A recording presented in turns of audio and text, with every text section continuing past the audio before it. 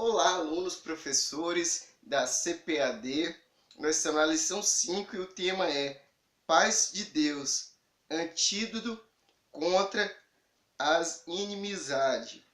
E aqui na verdade prática fala: a paz como fruto do Espírito não promove inimizade e nem dissensões.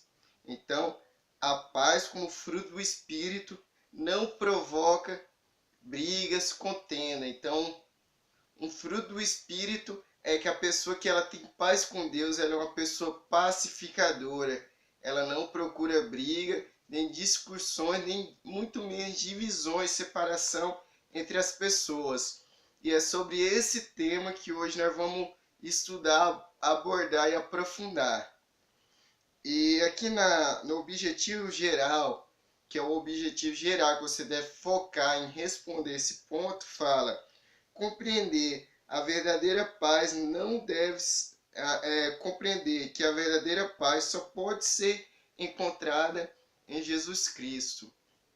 Hoje em dia tem muitas pessoas que andam na rua procurando paz, muitas pessoas acham que a paz não existe, que a paz é simplesmente ilusão. Outras acham que a paz é um estado de espírito. Outras pessoas acham que a paz é uma coisa, um sentimento passageiro. Mas a verdadeira paz só tem aquele que encontrou Jesus Cristo em sua vida. Esse sim desfruta de uma paz verdadeira, que a paz mesmo só Jesus pode oferecer. E os objetivos específicos da lição, primeiro, é mostrar que depois de receber a paz de Cristo, o crente deve transmiti-la para outras pessoas. Então, eu recebi a paz de Cristo, eu sou uma pessoa que tenho paz, eu tenho a obrigação de transmitir essa paz para outras pessoas que ainda não conheceram a Jesus. E o ponto 2 é explicar que existem 3 tipos de inimizades e o seu alvo é destruir a unidade da igreja. Então, explicar que existem 3 tipos de inimizades e o alvo dessas inimizades sempre é atacar, destruir a unidade da igreja de Cristo. E o 3 é saber que temos a missão de anunciar o evangelho e para isso temos que ter paz com todos. Então, para anunciar o evangelho, primeira coisa, eu preciso ter paz com todos. Como que eu vou pregar e ensinar sobre uma paz que eu não tenho paz com todos? Então, você deve buscar essa paz com todos para você anunciar a missão de Deus. E aqui na introdução fala: na lição de hoje estudaremos que a paz como fruto do Espírito, inimizade como fruto da carne.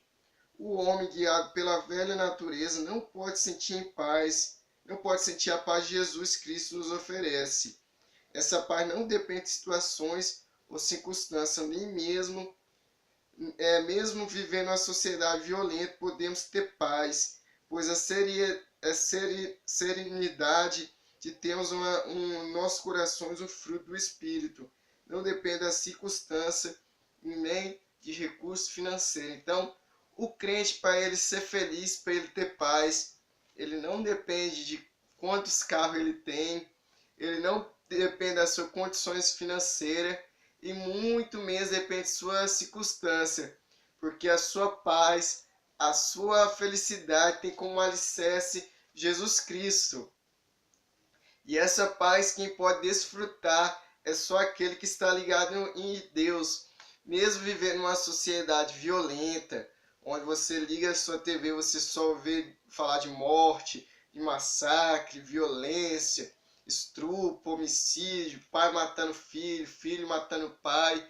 Mesmo você viver nessa sociedade decadente, a pessoa que tem Jesus Cristo, ela desfruta de uma paz, a sua vida é tão serena porque sua vida não depende de circunstâncias, não depende do governo, não depende de pessoas para ser feliz, mas a felicidade ela brota de um rio de água viva e essa fonte é Jesus Cristo. E E aqui no tópico 1 fala, a paz que excede todo entendimento. E aqui no ponto 1 do tópico 1 fala, faz a definição de paz, né? Que a paz pode se definir como tranquilidade, quietude, como, como unidade harmoniosa. Então, aqui no tópico 1 fala a definição de paz. E fala sobre a definição de paz. Vivemos numa sociedade que tem muitas vítimas, tem feito muitas vítimas e tira a tranquilidade de pessoas, fazendo que as pessoas adoeçam. Ultimamente temos visto aumento da chamada síndrome do pânico, ou seja, um transtorno de ansiedade que leva uma pessoa a um pavor incontrolável, mesmo que não haja nenhum perigo iminente. A pessoa é acometida por essa enfermidade, perde a quietude. E quem está sendo acometado por esse mal precisa de um acompanhamento psiquiátrico, uma terapia e um carinho e compreensão dos familiares. Então, hoje em dia tem muitas pessoas, é um mal muito novo, que é síndrome do pânico. Então a pessoa ela não está em nenhum perigo, está correndo nenhum risco de vida, mas ela só vive com medo. Então, este pessoa deve ser acompanhado com um psiquiatra, e esses são um dos males que assolam a sociedade. Então, para a sociedade ser tão perigosa, uma sociedade ser tão violenta, tão decadente, muitas pessoas ela adquire essa síndrome do pânico, ela tem medo de sair na rua, elas têm medo desse mundo decadente. Mas a paz que Jesus oferece não depende da circunstância, então ela não depende de adventos, mas sim na confiança naquele que tem crido. E aqui no ponto 2 fala paz com Deus. Como podemos estar em paz com Deus? Só existe uma maneira para estarmos em paz com nosso Criador, mediante a nossa justificação. Então, antes de Cristo, vamos entender uma coisa, nós éramos inimigos de Deus. Então, quando Adão pecou lá no Jardim do Éden, foi criada uma inimizade. Então, nós passamos a se tornar inimigos de Deus. Aí, então, Jesus Cristo veio, morreu, padeceu por nós para restabelecer essa paz, essa comunhão com Deus. Então, para que nós tenhamos paz com Deus, é só mediante o sacrifício, a justificação de Jesus Cristo, que nós possamos desfrutar dessa paz com Deus. E aqui no ponto 3 fala, o promotor da paz. O crente que já recebeu a paz de Deus em seu coração precisa partilhar essa paz com todos que estão aflitos, tornando-se embaixadores de paz. Olha só esse título. Nós somos embaixadores da paz. Então você deve compartilhar essa paz. Então você conhece uma pessoa que está perturbada, sofre depressões, síndrome do pânico. Você deve transmitir essa paz como embaixador de Deus, embaixadores da paz. Você deve compartilhar esse Cristo para que seu irmão tenha essa mesma felicidade que você tenha. E no tópico 2 fala inimigos e contenda, ausência de paz. E aqui no ponto 1 eles vão falar 3 tipos de inimizades.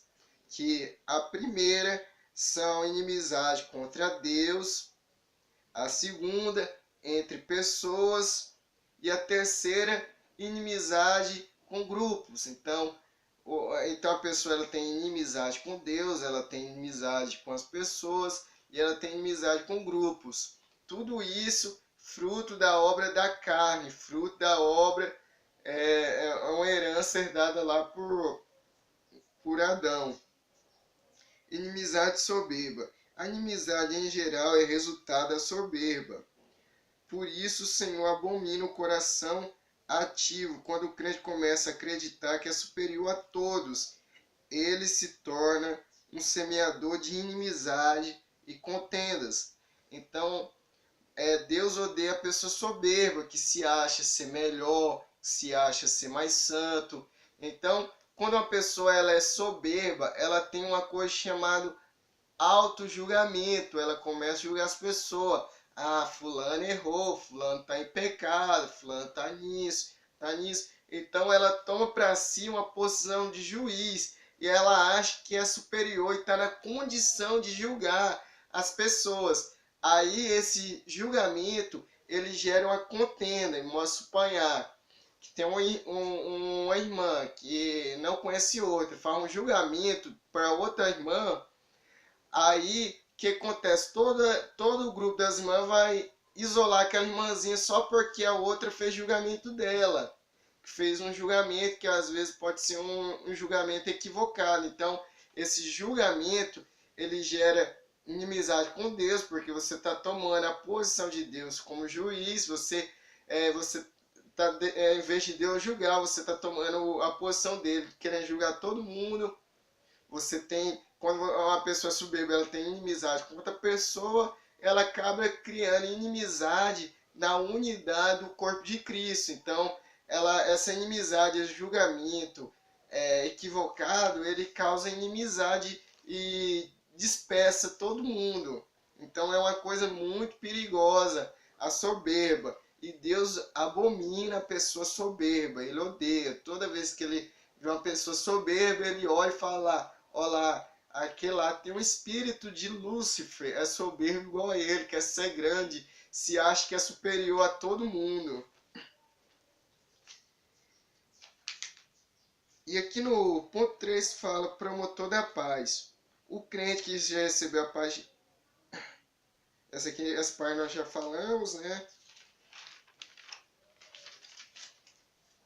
Aqui inimizade e facções. As inimizades muitas vezes acabam gerando na igreja facções e divisões. Muitos se contentam em não relacionar bem com outras pessoas e acabam fazendo que os outros também não tenham comunhão entre si.